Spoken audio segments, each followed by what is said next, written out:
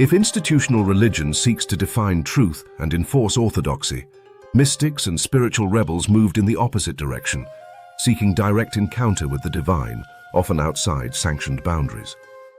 Their resistance is not always loud or political.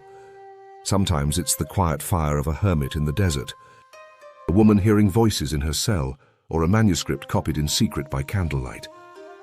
These figures form a countercurrent, a deep, continuous river that flows beneath the surface of official doctrine. Meister Eckhart spoke of the birth of God in the soul, a radical interiorization that challenged the Church's mediation of grace. His teachings were posthumously condemned.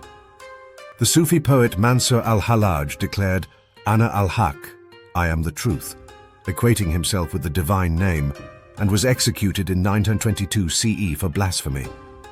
These figures, lovers of the infinite, were punished for crossing invisible boundaries that guarded theological control.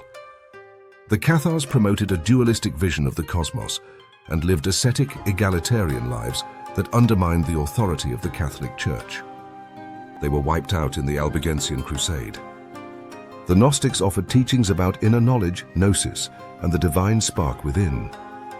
Branded heretics, their scriptures, buried in the sands of Nag Hammadi, only rediscovered in the 20th century.